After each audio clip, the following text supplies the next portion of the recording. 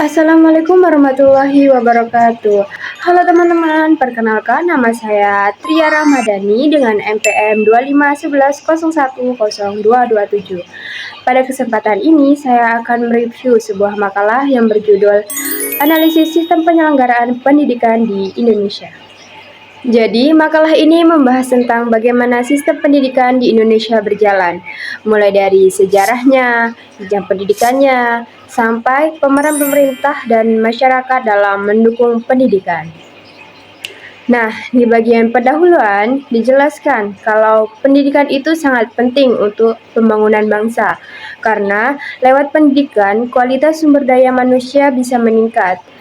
Tapi kenyataannya pendidikan di Indonesia masih menghadapi beberapa tantangan, misalnya seperti akses pendidikan yang belum merata, kualitas guru yang berbeda-beda di setiap daerah, dan fasilitas sekolah yang kurang memadai di beberapa tempat. Selanjutnya, makalah ini juga membahas sejarah pendidikan di Indonesia. Dulu, pada masa prakolonial, pendidikan masih dilakukan secara sederhana, misalnya lewat pesantren atau lingkungan keluarga. Lalu, masa penjajahan Belanda, pendidikan mulai struktur, tapi hanya terbatas dan hanya untuk golongan tertentu saja. Setelah Indonesia merdeka, pendidikan mulai diarahkan untuk mencerdaskan kehidupan bangsa sesuai dengan Undang-Undang Dasar 1945. Selain sejarah, ada juga beberapa dasar yang mempengaruhi sistem pendidikan di Indonesia.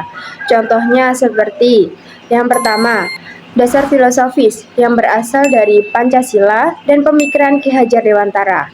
Yang kedua, dasar sosial dari keberagaman masyarakat Indonesia. Yang ketiga, dasar geografis, karena Indonesia merupakan negara kepulauan. Yang keempat, dasar hukum, seperti Undang-Undang Sistem Pendidikan Nasional. Yang terakhir ada dasar psikologis yang menyesuaikan perkembangan peserta didik.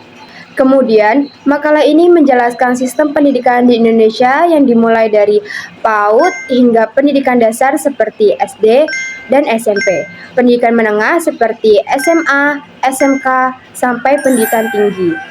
Selain pendidikan formal, ada juga pendidikan non-formal dan informal yang sama-sama penting dalam proses belajar. Pemerintah juga memiliki beberapa program untuk mendukung pendidikan seperti wajib belajar 12 tahun, bantuan BOS, dan Kartu Indonesia Pintar supaya pendidikan bisa lebih merata. Lalu, pada bagian kurikulum, dijelaskan bahwa kurikulum di Indonesia terus berkembang, mulai dari KBK, KTSP, kurikulum 13, sampai sekarang kurikulum Merdeka. Tujuannya tentu supaya pendidikan lebih sesuai dengan perkembangan zaman dan kebutuhan siswa saat ini, terutama dalam meningkatkan kreativitas, karakter, dan kemampuan berpikir kritis.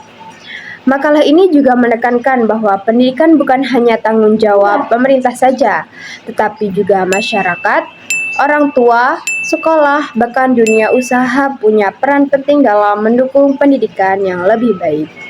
Jadi, kesimpulan dari makalah ini adalah sistem pendidikan di Indonesia terus berkembang dan memiliki banyak tantangan yang harus diperbaiki bersama, mulai dari pemerataan pendidikan, peningkatan kualitas guru, sampai fasilitas pendidikan yang lebih memadai. Semoga kedepannya pendidikan di Indonesia bisa menjadi lebih baik dan mampu menciptakan generasi yang berkualitas dan berdaya saing tinggi. Sekian review dari saya. Terima kasih sudah menonton. Wassalamualaikum warahmatullahi wabarakatuh.